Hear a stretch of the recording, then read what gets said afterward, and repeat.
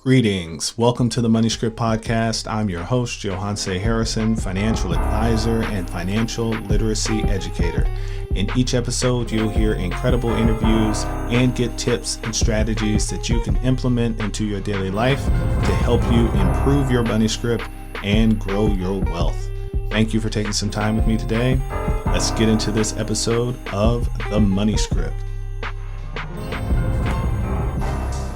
Austin, welcome to the Money Script Podcast. So happy to have you. Honored to have you. I've been waiting for this moment for a long time. Well, part of it, I had to start the podcast first. So part of that waiting was on me, but I'm glad that you're here. We've got a lot to cover, little time to cover it in. I want to make sure I'm very respectful of your time. And we're going to be talking about your latest book, From Six to Seven Figures. Amazing read. I can't wait to dive into it. I've enjoyed it. Alicia's now reading it. I send it to all my team members. One asked, I don't make six figures yet. I said, even better. So, so I want to make sure we spend some time on that, but let's just start. Do me a favor, introduce yourself and just tell the audience a little bit about who you are, what you do, and how you make massive impact. Yeah, absolutely. Well, first of all, appreciate you having me on. I've been waiting for this too. We talked about it when I told you that the book was coming out. So I love what you're doing, love what you're up to, and hopefully we can give some value here today. So I run a company called 2X, and what we do is work with 6 and 7 figure business owners all across the globe. Our focus is on helping them create a really healthy company, one that they can get what they actually want out of their business, the time freedom, the impact, the money, the growth. Because a lot of people start in business, but they really just create a job for themselves. So we are helping people create a healthy organization, and love working with you. And I've seen you grow over the years and super excited about where you're headed yourself. So that's how we make an impact, is working with people one-on-one in our coaching programs. And again, business owners all across the globe. And we are very careful of who we bring in. So we work with the right type of people, and the ripple effect of doing so has them reaching other people across the globe. So we're impacting indirectly and directly a lot of lives throughout the world, and it's super fun. That indeed you are impacting, I'll tell you that this life right here, of course, yes, impacting big. And you just started working with a good friend of mine. Shout out to Lewis Jameson of Fit Financial. I was so excited to hear that he started working with you. I tried to get him in a couple of years ago. He wasn't ready yet, but hey, timing's everything. Yeah. So I appreciate you. We work with a lot of the same people, so I'm excited that they're going to get the warm fuzzies that they get from me now from him. So that's awesome. Nice. So tell me, Austin, before we get into the book, and there's something I'd like to ask every guest that comes onto the show. And of course, all of my listeners are saying, yeah, we know what the question is, but I'd like to ask everyone, what was your first memory of money? When did you become consciously aware that money was a thing, was something? It's very vivid to me, and it's unfortunate, but it has impacted me in such a big way. And so when I was 8 years old, and I just remember being 8 years old, and I grew up in a household where money was a stressor. Let's put it that way, right? My family, my parents would, sometimes argue or whatever. At the heart of it was always the same thing, which was just money, concerns and fears and scarcity and everything. So I was stressed out about money early on. And I remember being 8 years old, and I made the decision, you know what? I'm not going to have this. As soon as I can control it, I'm not going to have money be a concern in my life. And I'm going to be rich, and I'm going to be a millionaire and all this stuff. So like, no 8-year-old should have to have that thought of like, I'm going to get rich because I don't want to have to worry about it. I don't want it to be a stressor in my family. So ever since then, money has been on my mind almost every single day, but really from 8 years old until about my mid 20s. And I came out of college and I had this big student loan debt. And I went and worked for a big oil company. I made a ton of money, but I started the real world kind of behind the 8 ball. So I said I was going to get rich, and I started out in the real world super far behind, like $81,000 worth of debt. So now I was even more stressed, and I already had money on my mind a ton. And growing up and everything through all that, I had so much scarcity and so much of a middle class mindset. And it took me years of developing that mindset before I started to get ahead financially, before I started to have the confidence, and before I started to see the growth and opportunities to make a big impact, to make a big income and kind of get through that. But that kind of tainted me for many, many years to have that mindset and to have those fears of not having money like I did when I was a younger kid. Man, that speaks to, I'm sure, so many individuals today, especially with those that, of course, had to graduate in 2020, coming out of college Mm, and probably have, anywhere from a few $1,000s of student loans to hundreds of thousands of dollars of yeah, student loans. And now it could be a pretty tough economy to find a job in. It can be a tough economy to own and run a business in. I mean, there's businesses, unfortunately, that will not be back. They won't. There's really not much that they can do to change that course, because they were already living, at a, payable account payable to account payable. mm, And there's really nothing that the government, anybody else can do without them just being open. And then even if they're open, who's gonna? Maybe they're not gonna have anybody come in to see them. I know you're still dealing with that a lot in California. mm. Texas is almost open though, so Oh, cool. if you're looking for something to do, Texas is the place to be. I can't promise you it's safe, but it's wide open here. So tell me, Austin, how with the experience that you had with the oil company, and you talk about that in the book a little bit, but where Mhm. was the entrepreneurial switch for you? I mean, what when did that light get turned on? It really got turned on when I was so I started out in the corporate world, and I had this grand vision of becoming the CEO of a large company, and I didn't know anything about entrepreneurship growing up. But when I was in the oil company, I was working in a sales role, and so I was working from my home. I could manage my schedule, and I could handle it pretty easily in a few hours a day. So now I had free time. And I started golfing every day. I was on this beautiful golf course every day at 3 p.m. And I was like, oh man, this is amazing. And then I realized I hate golf. Like, what am I doing? I hate golf. And it just wasn't that fun. I was like, this is a dream life, an opportunity for a lot of people. But for me, it's just not there. So what am I going to do? Either A, I'm going to party, or B, I'm going to use my mind for something else. And then I started to read books, and I learned about this thing called entrepreneurship, and it just opened up this whole new world. I was like, oh my gosh, I can make the money that I want. I can have location independence, and I can really craft my own future and make a big impact, all these different things. And I was like, that's for me. And I started using my mind to create my first business on the side, and it was actually day trading. So I came from the financial world as well, and built that up to where I was making more money on the side than I was in my full-time job. And that was my first taste of entrepreneurship. And it didn't feel like a real business because I didn't have any team members. I didn't talk to anybody. It was like me versus the machine, but it was my first taste of that. And then from there, I built my first level of wealth, and then took a step back, traveled around the world for 18 months, and then recharged and got some ideas of what I wanted to do next. And ultimately, that led me from one business to the next, which led me here to 2X, which is what we do now. So that was my first taste, is realizing that I wasn't jealous of anybody that was above me in the corporate world. Like, I didn't really want their lifestyle and their situation.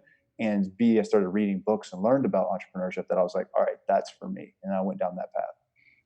Now, and out of curiosity, because I know your book is now going to be on my favorites list, but out Mm. of curiosity, what were some of those books that you were reading early on? Because that's a question that I get all the time on Twitter, Instagram. Hey, what financial books should I be reading, or what entrepreneurial books I should be reading? What would you say are in your top, I don't know, top three, four, five, any short list?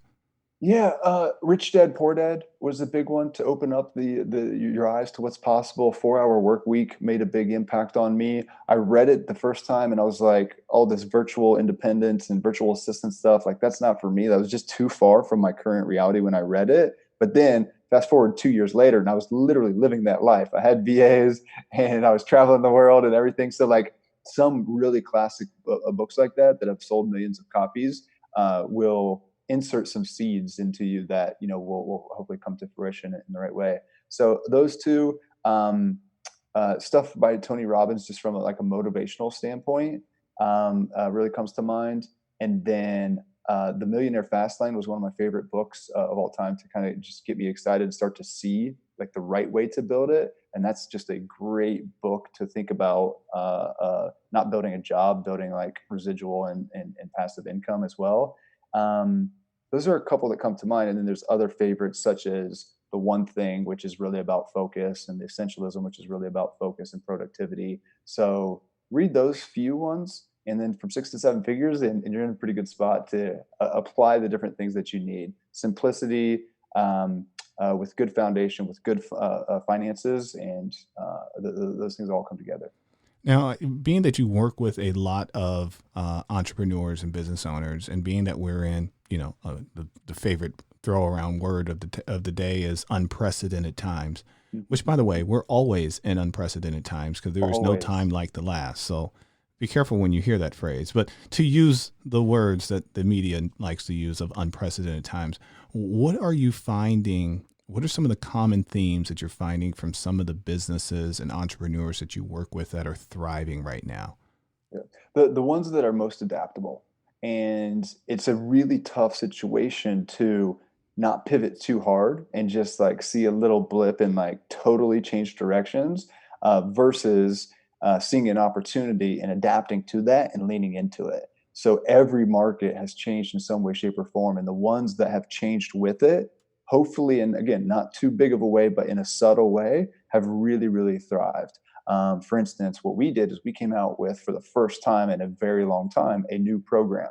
And we knew that there was going to be, however long, whether it was a month or 2 months or 4 months, there was going to be a delay of people making decisions to invest in their business.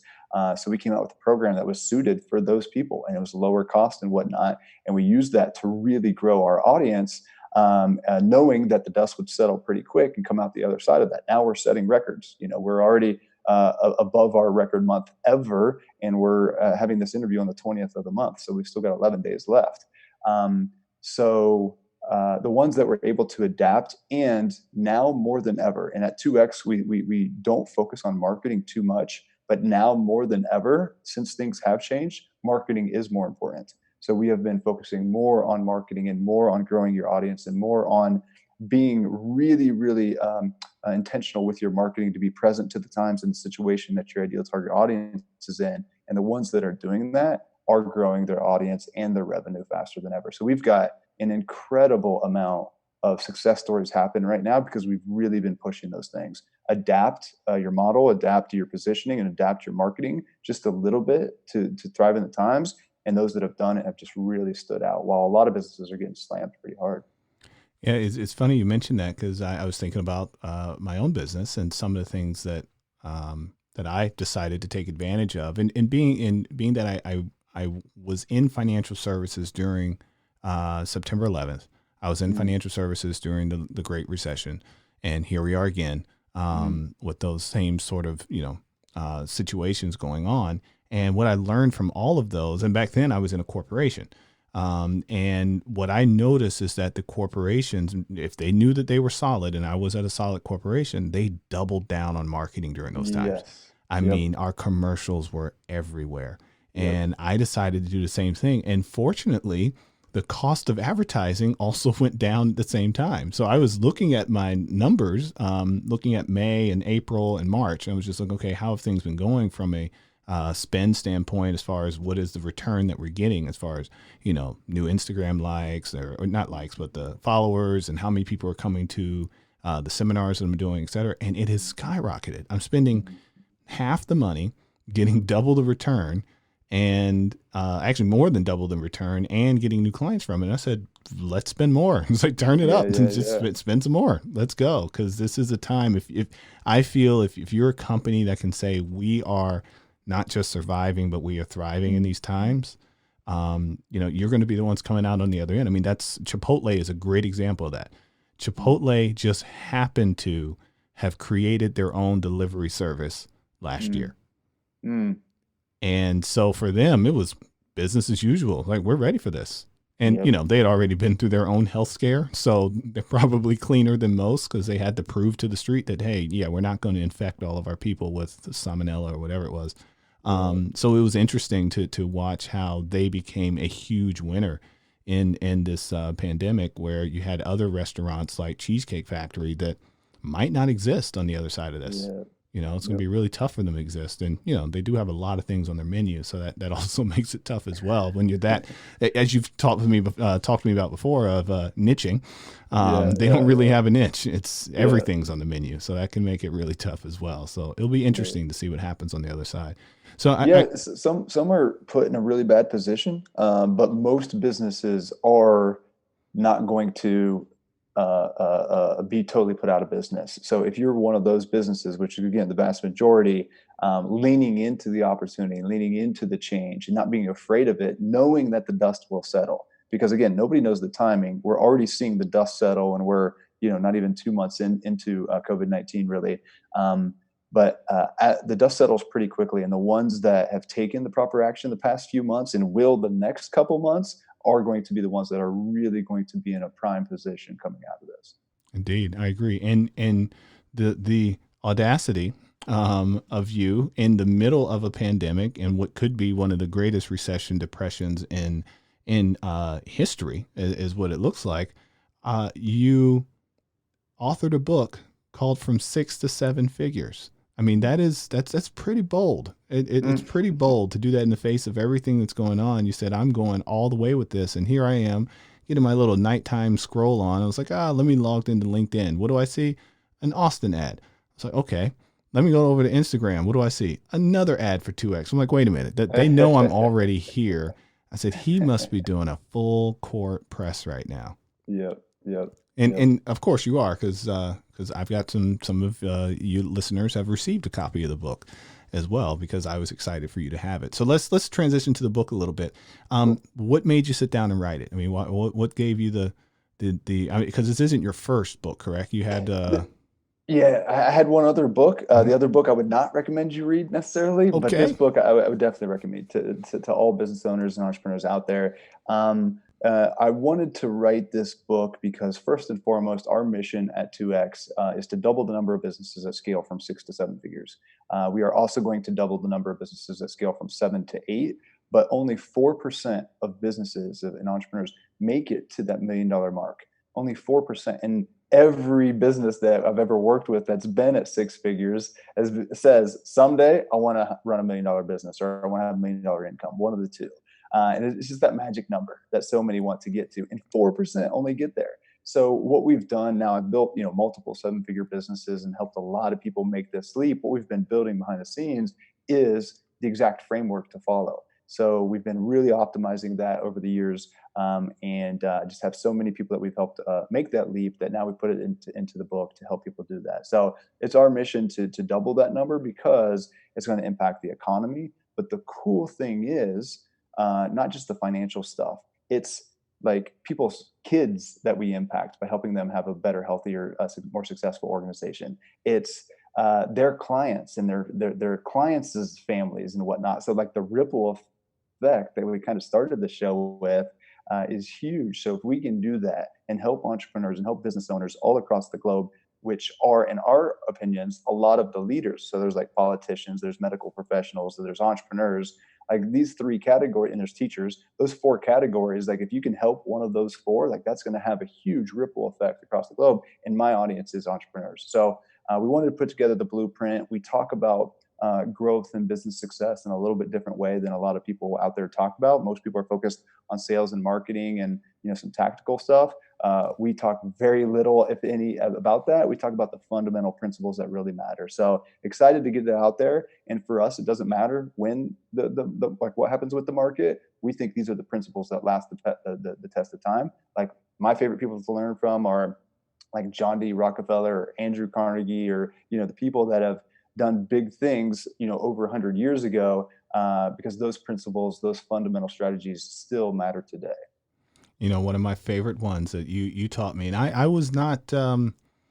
I'm okay with admitting I was not very receptive. I was open, but I wasn't very receptive because I came from this market. If you Yeah. just keep marketing, everything works out. And that's kind of where I came from. But what I did not have a very good handle on when we first worked together was having systems. Yeah. And I learned very quickly that systems will solve it. I was on another radio show not too long ago, and they asked, what is the single number one most important, piece of advice that you have for entrepreneurs today? And I said, systems will solve everything. If you don't have a system for it, you're going to keep wasting time, period. And that's just how I felt about it. And I got that from working with you. And I learned the hard way, because there's a lot of things that when we first worked together that I don't do anymore. I just don't, because it doesn't make sense for me to do them. It's better if somebody else does it, so I can focus on the things that are more important, which sometimes are marketing. I am the marketer for my business. Yeah, and same here.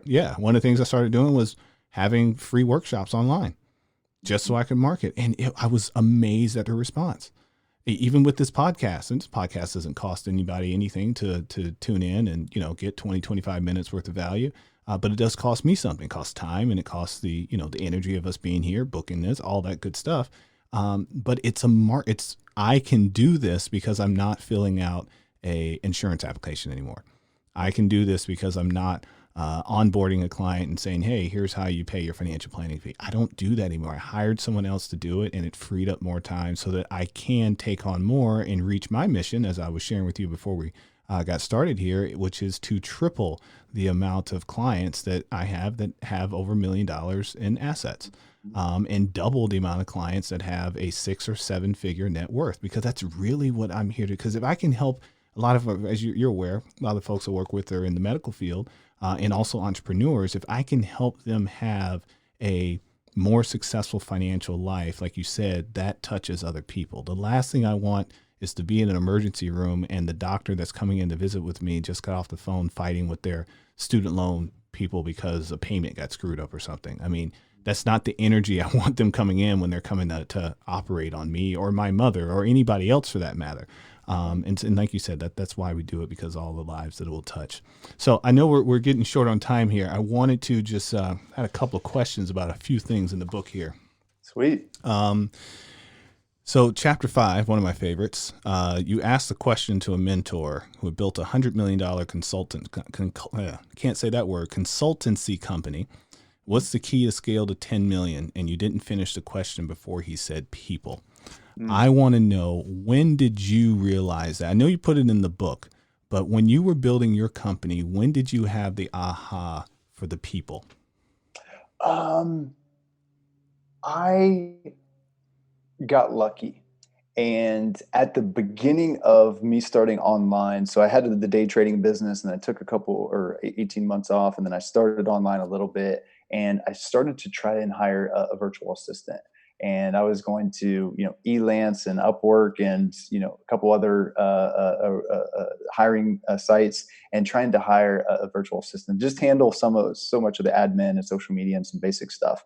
And I was just burned time after time. I just wasted money after money. I wasted energy after energy. And I was just frustrated with it. And I was like, okay, I keep learning that I need a team and I know I need to delegate and all this stuff, but like, it's not as easy as it sounds. And then I went and I paid this service to go and vet an assistant for me and bring me the best options.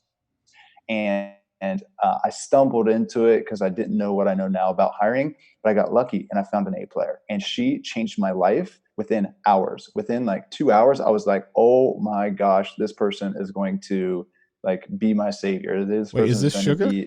This is Sugar. Wow. Oh, okay. I didn't know she went back that far. Okay. She went back almost that far, and she's been with me as my right hand ever since that time, over 5 years ago.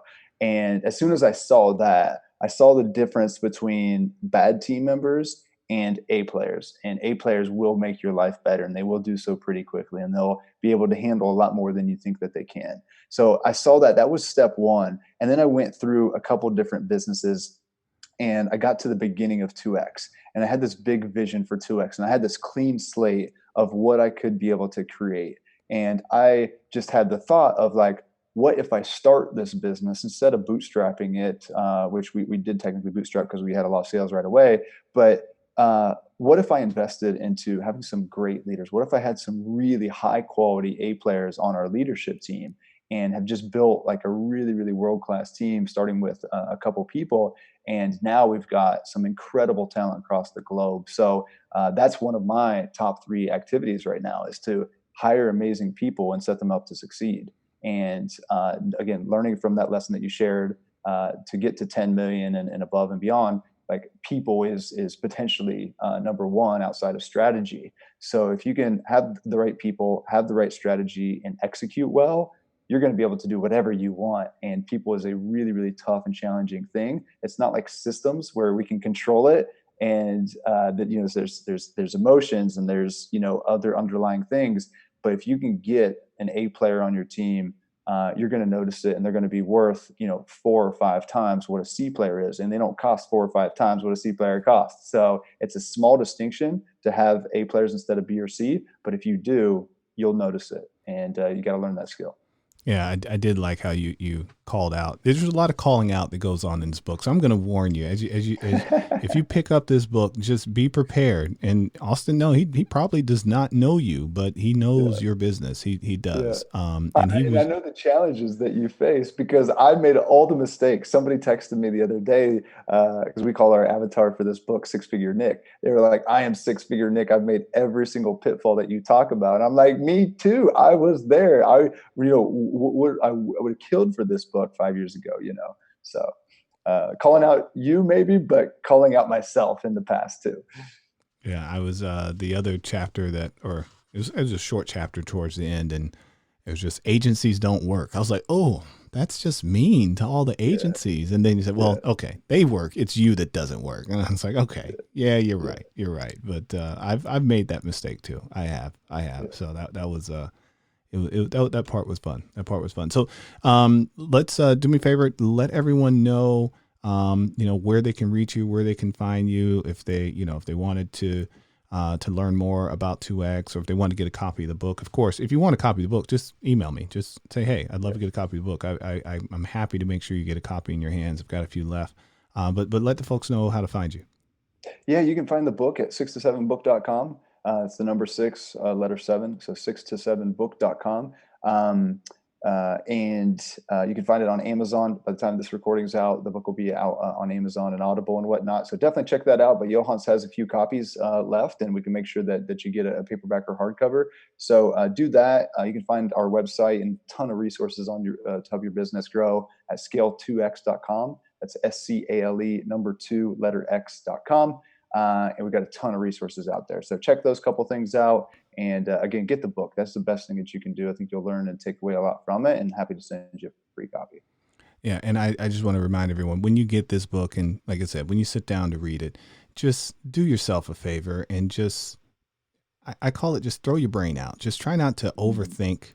Just accept it for what it is. Take it in. You know, everything's not going to be for you, but I'm confident that you can find 2 or 3. I mean, even if you executed fully on 2 or 3 of the concepts in this book, Yeah. it's going to increase your sales. It's going to increase, it's going to decrease your operating expenses. It's going to help you improve your people. I am confident in that because I'm doing it already. I warned my team. I said, hey, I just picked up Austin's new book. Just want to let you guys know things are going to change. And they're like, oh God. I'm like, I'm just warning you right now. And there were some things we're like, yeah, we're not doing that anymore. So, and I want to leave with my, one of my favorite parts of the book that I've been applying. Nothing is that urgent. There's one of the chapters in the book, you talk about, giving decisions 72 hours. And, my team, we made a mistake because, we wanted to separate the Money Script brand, which is its own LLC, and Money Script Wealth Management. So we said, okay, well, let's separate the websites because we want to, you know, I'm actually wearing one of the t-shirts now. We want to have some t-shirts and some paraphernalia and things of that nature. And we just want to let that be the branding. And then the financial planning is over here separately, which was smart for so many different reasons. And so we made the decision, said, great. And that day, my team went and tried to set up a website. And it wound up costing probably a day and a half worth of time because they went to GoDaddy when we're not using GoDaddy for the current website. It's like you should have just went to Google where we already are and used a similar template, and we could have just piggybacked it on the same website. And it all came down to just not giving some time to say, okay, we've made the decision. We want to do it now. Let's give some time to figure out how, instead of being in a rush to do it. And it cost us so much time, and it was fun. And I said, you know, I just read about that in the book. We made a mistake. It's like, yeah, we decided, but we should have given some time to, you know, at least, I mean, compare, you know, should we use GoDaddy? Should we use Squarespace, whomever we're going to use. Let's at least just kind of flush this out a little bit so we can determine what's the best route to go. And now we lost a bunch of time and the website's still not active. Oh, So wow. Yeah. Yeah. That reactivity in the busyness of business is something that people just get so stuck in. But slowing down and being really methodical and really strategic. I mean, there's the quote, if you give me, 6 hours to chop down a tree, I'll spend the first 4 sharpening the axe. Like, it's the same kind of thing, right? Like, slow down, spend your time on doing the right thing that's going to allow you to get to the end goal much, much faster, right? And at the end of the day, doing less is really one of the keys to scale. And that's something that we strongly recommend, as you know. wait, did I miss that in the book? That was good. If you give me 6 hours to chop down a tree, I'm going to take the first 4 to sharpen the axe. Yeah, that's from Abraham Lincoln or somebody. Really? So it's not from Okay. me, but yeah. So just think about that, right? It's like, you want to get to a certain end goal by the end of the year. You can either go and start work on it today, which is a good strategy in some cases. If you really have a good plan, most don't have a great plan. They don't have the best strategy. So let's take a step back. Let's get you a really good strategy and slow down. And that's going to allow you to get there way, way faster. Because a lot of people will just, again, get down and be busy, but not be taking the right actions, that they'll just be spinning their wheels, something we call the hamster wheel. I was on it. That's where I met you. So, and again, I do want to shamelessly plug the 2X workshops, the 2X masterminds, the being a part of 2X changed my business. And I've told, if a lot of my listeners, I've told you this personally before, and I've told you where I was before I started working with Austin and where we were after working with 2X. I'll give the credit to the business as well.